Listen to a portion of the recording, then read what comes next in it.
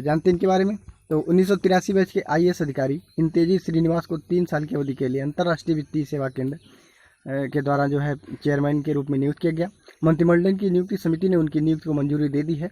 IFSCA के हाल ही में वित्त मंत्रालय द्वारा 27 अप्रैल को देश में अंतर्राष्ट्रीय वित्तीय सेवाओं को सभी वित्तीय सेवाओं को विनियमितता करने के लिए एकीकृत प्राधिकरण के रूप में स्थापित किया गया था और इसका हेडक्वार्टर गांधीनगर गुजरात में है, इसे याद रखिएगा। बढ़ते हैं क्वेश्चन नंबर 3 की तरफ। हाल ही में किस बैंक ने लोन का इंस्टेंट अप्रूवल देने के लिए लोन इन सेकंड सेवा शुरू की? तो अभी यस बैंक ने लोन इन सेकंड सेवा शुरू की है, जानते हैं इसके बारे में। यस बैंक ने रिटेल लोन को इंस्टेंट मंजूरी देने के लिए लोन इन सेकंड डिजिटल समाधान लॉन्च किया है। इसके अंतर्गत बैंक द्वारा पहचाने गए खाता धारक बिना किसी दस्तावेज के त्वरित ऋण डिसर्बल सुविधा का लाभ उठा सकेंगे।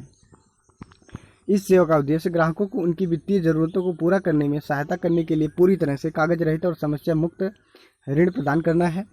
लोन इन सेकंड्स के तहत योग्य ग्राहक को ऋण के लिए बैंक द्वारा लिंक शेयर किया जाएगा जिस पर वे आवेदन कर सकेंगे। और यस बैंक का जो हेडक्वार्टर मुंबई महाराष्ट्र में है। यस बैंक के MD और CEO कौन है? प्रशांत कुमार। यस बैंक की जो टैग लाइन है क्या है? एक्सपीरियंस और एक्सपर्टाइज, तो इसे भी याद रखिएगा। क्वेश्चन नंबर 4, हाल ही में किस देश ने अंतरिक्ष में सफलतापूर्वक ऑफेक 16 स्पाई सैटेलाइट लॉन्च किया? तो अभी इसराइल ने ऑफेक 16 स्पाई सैटेलाइट लॉन्च किया है, जानते हैं इसके बारे में।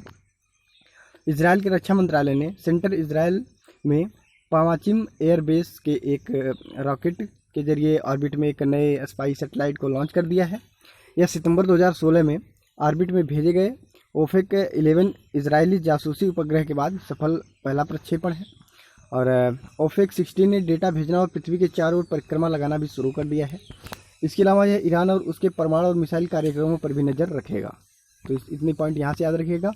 और इसराइल की जो कैपिटल है यरूशलेम है, यहाँ की करेंसी इसराइल शेकेल है और इसराइल के राष्ट्रपति रियूवेन रिवलिन है और इसराइल के प्रधानमंत्री बेंजामिन नेतन्याहू। तो इतने पॉइंट यहाँ से याद रखेंगे। बढ़ते हैं क्वेश्चन नंबर 5 की तरफ। किसके द्वारा बुक गेटिंग कम्पिटिटिव ये प्रैक्टिशनर्स गाइड फॉर इंडिया का लेखन किया गया? तो अभी RC भार्गव द्वारा getting competitive A practitioners guide for India का जो है लेखन किया गया है, जानते हैं इसके बारे में। मारुति सुजुकी के अध्यक्ष RC भार्गव ने एक नीति निर्माता और प्रमुख उद्योगपति के रूप में प्राप्त अपने अनुभव पर getting competitive A practitioners guide for India पुस्तक लिखी है। यह पुस्तक हार्पर कॉलिंस इंडिया द्वारा प्रकाशित की गई। इस पुस्तक में भारत को प्रतिस्पर्धी औद्योगिक देश बनाने के लिए व्यवहारिक सुझाव दिए गए हैं। पुस्तक राजनीतिक व्यवस्था, सरकारों, न्यायपालिका और औद्योगिक नेताओं के साथ विश्वास निर्माण की आवश्यकताओं के बारे में बताती है। मारुति सुजुकी के जो प्रबंधक हैं वो कौन है? केनिची आयुकावा है। और मारुति सुजुकी की का जो हेडक्वार्टर है वो नई दिल्ली में है, तो ये चीज़ याद रखिएगा। क्वेश्चन नंबर 6, हाल ही में ऑल इंडिया रेडियो ने संस्कृत साप्ताहिकी कार्यक्रम का शुभारंभ किया। ऑल इंडिया रेडियो के महानिदेशक कौन है? ईरा जोशी हैं, इसे याद रखिएगा, इनका नाम इंपॉर्टेंट है। और ऑल इंडिया रेडियो ने संस्कृत साप्ताहिक नामक एक नया कार्यक्रम प्रसारित करना शुरू कर दिया। यह संस्कृत में प्रसारित होने वाला पहला न्यूज़ मैगजीन कार्यक्रम है जो सप्ताह के प्रमुख घटनाओं सहित संस्कृत की दुनिया से संबंधित समाचारों को प्रसारित करता है। संस्कृत साप्ताहिकी एक साप्ताहिक कार्यक्रम है जिसमें सप्ताह भर की प्रमुख गतिविधियां संस्कृत साहित्य, दर्शन, इतिहास, कला और संस्कृत में निहित मानवीय मूल्यों को प्रकट करने वाली सूक्ति, प्रसंग, ज्ञान विज्ञान, बाल बल्लरी, एक भारत श्रेष्ठ भारत और अनविच्छिकी खंड शामिल होंगे।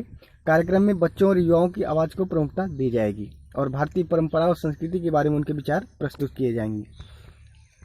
तो बढ़ते हैं क्वेश्चन नंबर 7 की तरफ।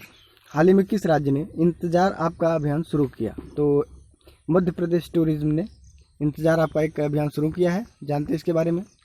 तो मध्य प्रदेश पर्यटन बोर्ड ने इंतजार आपका एक नामक नया अभियान शुरू किया। यह अभियान राज्य के पर्यटन स्थलों पर पर्यटकों को आकर्षित करने के लिए सोशल मीडिया प्लेटफॉर्मों पर शुरू किया गया है।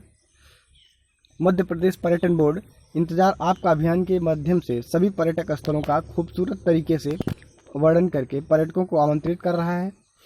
इसके अलावा मध्य प्रदेश के पर्यटन बोर्ड ने कोरोना संक्रमण की रोकथाम से संबंधित सभी सुरक्षा मानकों के साथ साथ पर्यटकों की समस्या और सुविधा के अनुसार विभिन्न टूर पैकेज भी तैयार किए हैं। मध्य प्रदेश के मुख्यमंत्री शिवराज सिंह चौहान है। मध्य प्रदेश के राज्यपाल आनंदीबेन पटेल जो कि ये यूपी के गवर्नर हैं और इनको जो है अतिरिक्त कार्यभार दिया गया है एमपी का, और एमपी की कैपिटल भोपाल है, तो अब जानते हैं आप। बढ़ते हैं क्वेश्चन नंबर 8 की तरफ। किसानों को फसल ऋण देने के लिए किस सरकार ने बलराम योजना शुरू की? तो अभी उड़ीसा गवर्नमेंट ने बलराम योजना शुरू की है, जानते हैं इसके बारे में। तो भूमिहीन किसानों को फसल ऋण देने के लिए उड़ीसा सरकार ने बलराम योजना शुरू की। नई योजना के तहत भूमिहीन कृषकों को संयुक्त समूहों के माध्यम से ऋण मिलेगा। बलराम योजना के तहत सरकार ने अगले 2 वर्षों में 7 लाख भूमिहीन किसानों को कृषि ऋण प्रदान करने का लक्ष्य रखा है। हालांकि institute of management of agriculture consultation ने राज्य स्तर पर योजना को लागू करने के लिए समन्वय करेगा। कृषि प्रौद्योगिकी प्रबंधन एजेंसी जिला स्तर पर समन्वय करेगी। उड़ीसा के जो मुख्यमंत्री नवीन पटनायक हैं और यहाँ के गवर्नर कौन है? गणेशी लाल हैं। और उड़ीसा की कैपिटल भुवनेश्वर है, याद रखिएगा। बढ़ते हैं क्वेश्चन नंबर 9 की तरफ।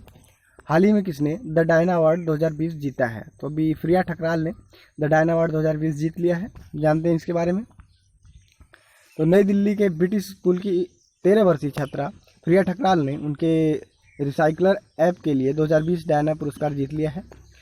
उसने दिल्ली के रैग पिकर्स की मदद से उपयोगकर्ताओं को वेस्ट हैंडलर से जोड़ने के लिए इस ऐप को विकसित किया।